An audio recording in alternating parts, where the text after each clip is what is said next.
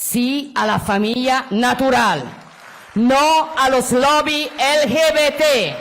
Sí a la identidad sexual. No a la ideología de género. Sí a la cultura de la vida. Pasado mes de junio, Giorgia Meloni, lideresa del partido Hermanos de Italia, participa en un mitin electoral de la formación de ultraderecha española Vox, en plena campaña para las elecciones regionales de Andalucía. Ellos deciden. El pueblo. El tono exaltado, ultraconservador y ultranacionalista sorprendió a propios y a extraños, a solo pocos meses de las elecciones generales de Italia y para las que Meloni había moderado su discurso. Hermanos de Italia de Giorgia Meloni fue la fuerza más votada en las últimas elecciones italianas del pasado 25 de septiembre, con un 26% de los votos. Salvo sorpresa, se convertirá en la primera mujer en ocupar la jefatura del gobierno de Italia. Será el gobierno más a la derecha de la historia de la Unión Europea y se da en un contexto de avance de otras fuerzas ultras en el viejo continente. Les explicamos en este reportaje quién es Giorgia Meloni y qué consecuencias podría tener su victoria electoral para Italia y para Europa. E gli rimane solo il sistema di potere. Moi, je crois que Mussolini, c'était un bon politicien. C'est-à-dire que tout ce qu'il a fait pour l'Italie. Son palabras de Giorgia Meloni en 1996, cuando era una adolescente militante del posfascista Movimiento Social Italiano, el MSI. Entonces todavía no escondía su admiración por el dictador italiano y su régimen totalitario. Mucho ha llovido desde entonces. Con 29 años se convirtió en la parlamentaria más joven de la historia de su país y en 2006 en la ministra más joven bajo la jefatura del gobierno del conservador populista Silvio Berlusconi, una figura con la que mantiene una relación decisiva e histórica. Al frente de su actual partido, Hermanos de Italia, Meloni ha moderado relativamente su discurso y también ha desarrollado una ambigüedad estratégica respecto al fascismo de Benito Mussolini. Su objetivo era ampliar la base electoral de su formación y lo ha conseguido. Dado que la coalición liderada por Meloni se autodenomina centro-derecha, a algunos medios de comunicación le surgen dudas sobre cómo adjetivarla a ella y a su fuerza política. Posfascista, ultraderecha, extrema derecha, derecha radical, centro-derecha. Este partido nace como el heredero de otros partidos, en este caso estamos hablando de Alianza Nacional y el Movimiento Social Italiano, y son partidos claramente posfascistas. El Movimiento Social Italiano nace en los años 40 de 1900 y es un partido fundado por antiguos fascistas. La actualidad es que es un partido en el que su líder usa algunas lemas que recuerdan también al fascismo, hablo de Dios, patria y familia, y que incluso en su logo tiene una llama tricolor, porque es la misma llama que usaba el partido posfascista Movimiento Social Italiano. Hay una cultura política que es evidentemente muy visible, que es la del neo y del posfascismo, pero por otro lado también hay otra cultura política, que es la de un conservadurismo que se ha ido haciendo en las últimas 2 décadas cada vez más reaccionario. Es decir, si nosotros llamamos ese partido únicamente neo o posfascista, creo que perderíamos de vista una componente importante que además estoy convencido va a marcar la acción del gobierno de Meloni. Sin duda, Fratelli d'Italia se puede posicionar adentro de la ultraderecha italiana. Y la ultraderecha se divide en derecha populista radical y derecha extrema, ¿no? Ello cabe mejor en la definición de derecha populista radical.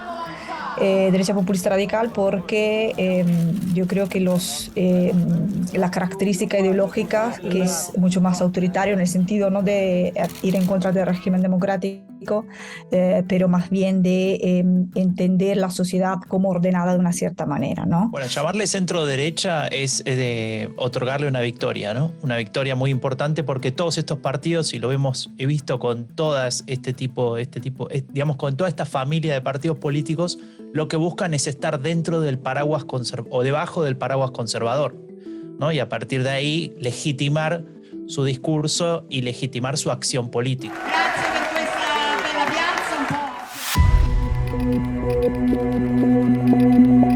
La passione che usa e la chiarezza, la semplicità, anche se affronta temi importanti. Bisogna in Italia dare spazio sia agli stranieri che hanno necessità, ma principalmente dobbiamo pensare a noi. La nostra Giorgia, diciamo, la consideriamo proprio come un'amica più che una leadership per noi. Estos son algunos de los votantes de Meloni, cuyo avance electoral ha sido meteórico. Hace apenas 5 años, Hermanos de Italia era un partido minoritario, con menos del 5% de los votos. Hoy es el más votado de Italia. Los partidos tradicionales, especialmente los de centro e izquierda, han sido incapaces de frenarlo. Los analistas buscan ahora los porqués. Yo subrayaría una cuestión que es crucial, que es la normalización y la legitimación como fuerzas de gobierno de la extrema derecha en Italia. Y eso empieza a principios de los años 90 con la caída de la Primera República y la alianza que crea Berlusconi con la Liga Norte en aquel entonces de Bossi y el MSI que se estaba transformando con Fini en Alianza Nacional.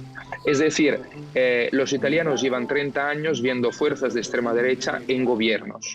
La segunda razón de fondo es los altísimos niveles de desconfianza, inclusive de hastío, hacia la clase política de los italianos. Hay una crisis de representación donde los partidos tradicionales no representan o las personas sienten que no están representados por esos partidos, por esos líderes, por esos discursos.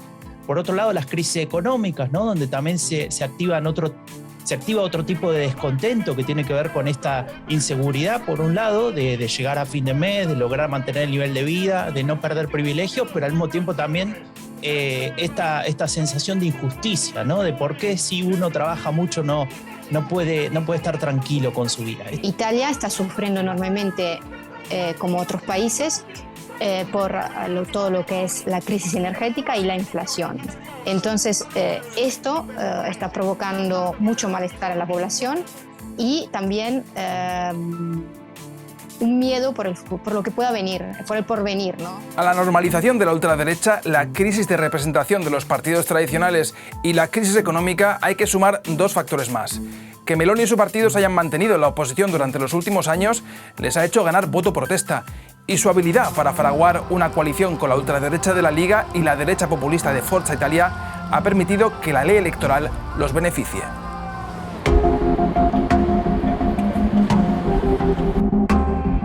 Una lectura detallada del programa electoral de Hermanos de Italia deja entrever cuáles serán las prioridades del próximo gobierno italiano. El partido de Meloni defiende a ultranza la familia tradicional, que considera la base de la nación verdaderamente soberana y espiritualmente fuerte.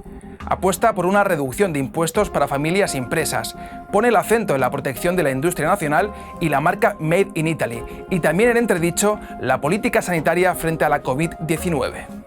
En política energética apuesta por la soberanía a través de la energía nuclear y el fracking, en busca de gas natural en aguas italianas.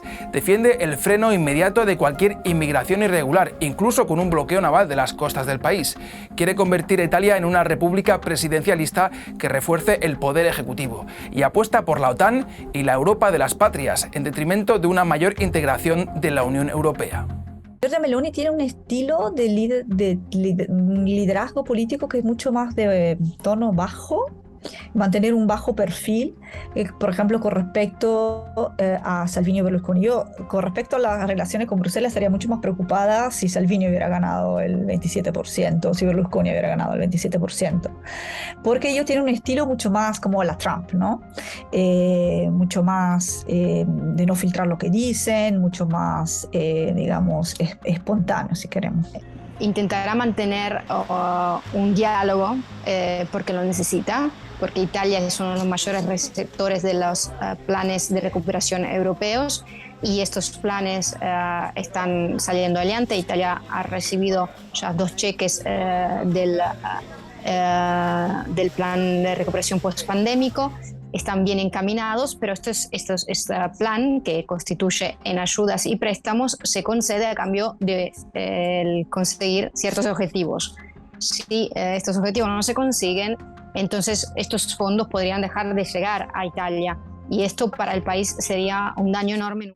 La victoria de la opción reaccionaria de Meloni no se da en un contexto cualquiera. En la Unión Europea avanzan desde hace años partidos ultraderechistas y ultraconservadores. Un vistazo a las últimas elecciones legislativas y presidenciales de algunos de los países más importantes de la UE así lo demuestra. La ultraderecha de Alternativa para Alemania obtuvo más de un 10%. En España, Vox superó el 15% de los votos. En los recientes comicios de Suecia, los ultranacionalistas de SD rompieron la barrera del 20%. En las presidenciales francesas el lepenismo perdió en segunda vuelta, pero quedó por encima del 40%. Y en los países considerados democracias y liberales, Polonia y Hungría, el PiS y el Fidesz de Víctor Orbán hace tiempo que iniciaron un proceso de autocratización. Hay evidentemente una ola, pero yo creo que lo que interesa más de cara al futuro de la Unión Europea y de las correlaciones de fuerzas y en otros países de nuestro continente es el tipo de coalición que ha formado Meloni y que está liderando como fuerza hegemónica Meloni.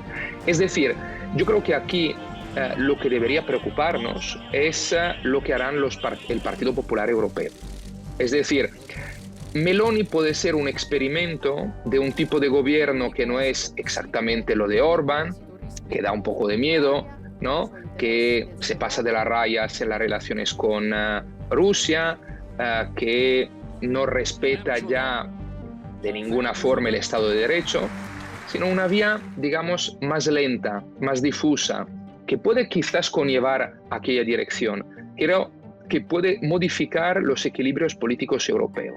El tan alabado cordón sanitario europeo para aislar a la ultraderecha, en el que también han participado partidos conservadores, parece por tanto roto. La victoria de Meloni en Italia puede suponer el inicio de un nuevo capítulo en la historia de la Unión Europea, de consecuencias todavía difíciles de calibrar, en un contexto internacional extremadamente volátil por la guerra en Ucrania y con una recesión que ya asoma en el horizonte.